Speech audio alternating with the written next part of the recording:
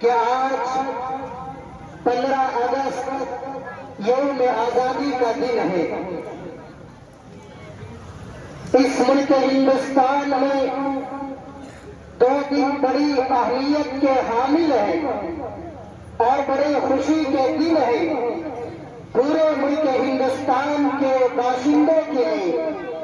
ایک 15 اگست اور دوسرا 26 جنوری، لیکن دونوں میں بہت بڑا فرق ہے۔ جو آج کا نوجوان، جو آج کا ہمارا بھائی شاید اس چیز سے ناواقف ہے۔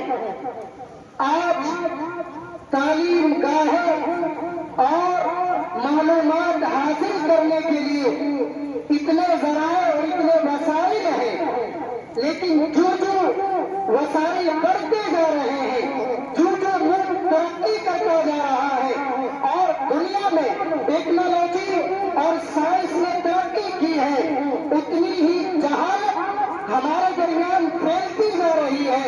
اور آج ہر انسان کے پاس یہ موبائل ہے، اس موبائل سے آپ اگر چاہیں تو دنیا کی تعلیمات اور دنیا کی نالج اور دنیا کی معلومات حاصل کر سکتے ہیں، لیکن افسوس آج کا نوجوان معلومات سے بہت پیچھے ہے۔ اور اس ٹیکنالوجی کے زمانے میں، اس موبائل کے زمانے میں ہم نے بہت ساری چیزوں کا نظارہ کیا ہے۔ نظارہ نہیں کیا تو اس چیز کا نہیں کیا جس کو ہمیں کرنا چاہیے۔ میرے پاس وقت بہت کم ہے، لیکن میں آپ سے بتاتا چلوں کہ آج یہ یوم آزادی کا دن ہے۔ 15 اگست میں ہمارا یہ ملک آزاد ہوا اور 26 جنوری 1950 میں یہ ملک ہمارا جمہوری ملک بنا۔ اپنا قانون، اپنا دستور، اپنا آئین اس ملک میں نافذ کیا گیا اور اس ملک میں جمہوریت کا جھنڈا لہرایا گیا۔ یہ ملک اللہ رب العزت والجلال کا اس ملک پر بہت بڑا انعام ہے۔ آپ سے میں تھوڑی گفتگو کرتا چلوں۔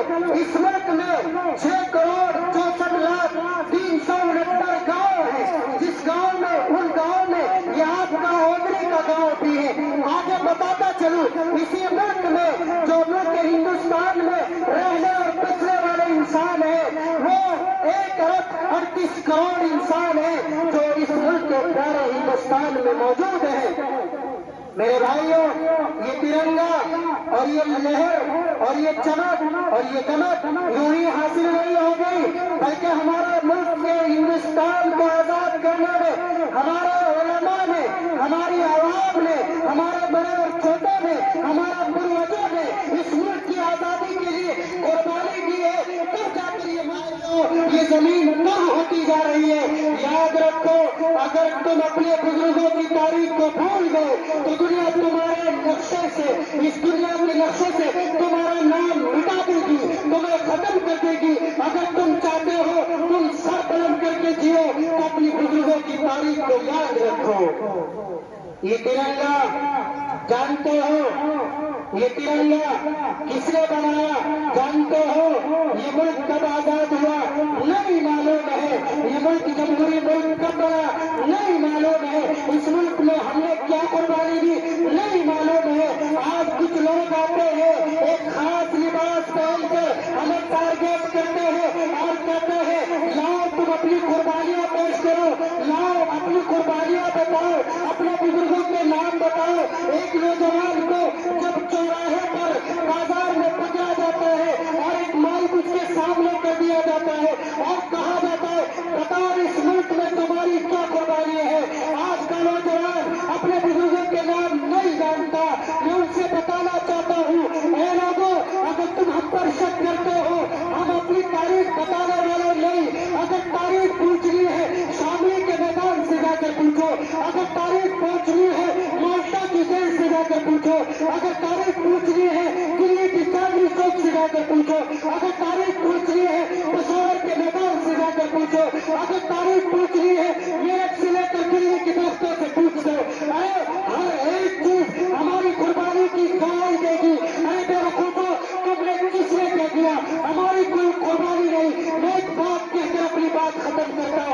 शेख उल हिंद मौलाना महमूद हसन देवबंदी और इसी तरह शेख उल इस्लाम मौलाना हुसैन अहमद मदनी रहमतुल्लाह अलैह, जब इन्होंने इस मुल्क को आजाद कराने के लिए फतवा दिया, मौलाना हुसैन अहमद मदनी को जेल में डाल दिया।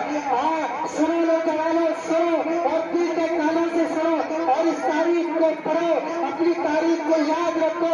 शेख उल इस्लाम मौलाना हुसैन अहमद मदनी जेल में चले जाते हैं, जेल की बंदियों को बर्दाश्त करते हैं, वहाँ खाना बंद कर दिया गया, पानी बंद कर दिया गया। गौर से सुनो, एक इंग्रेज आता है, शेख उल इस्लाम मौलाना हुसैन अहमद मदनी, आप जानते हैं आपने जो फतवा दिया है, आपने अंग्रेज के फतवा खिलाफ दिया है, याद रखो आप जानते नहीं अंग्रेज के पास ताकत है, अंग्रेज के पास फोर्स है, अंग्रेज के पास दुनियावी तमाम आलात है, उन बेवकूफों को नहीं पता था शेख उल इस्लाम के पास अल्लाह है, शेख उल इस्लाम के पास कुरान है, शेख उल इस्लाम के पास रसूल की सुन्नत है। मैं आपसे बताता चलूं, शेख उल इस्लाम मौलाना हुसैन अहमद मदनी से अंग्रेज आकर कहता है, मौलाना आप जानते हैं इस फतवे का अंजाम क्या होगा? हाँ मैं जानता हूँ क्या अंजाम होगा। वो अंग्रेज कहता है आपका अंजाम ये होगा, फांसी पर लटका दिया जाएगा, सूली पर चढ़ा दिया जाएगा, कटते हुए अंगारों में डाल दिया जाएगा। नौजवानों सुनो और मैं जुमला देकर जाता हूँ, आप याद रखो। शेख उल इस्लाम मौलाना हुसैन अहमद मदनी ने क्या जवाब दिया? और अंग्रेज मैं जानता हूँ इस फतवे का अंजाम क्या किरदार है, इस फतवे का अंजाम गर्दन कटाना है, लेकिन सुन जो मैंने फतवा दिया है मैं उस फतवे को आज भी दे रहा हूँ।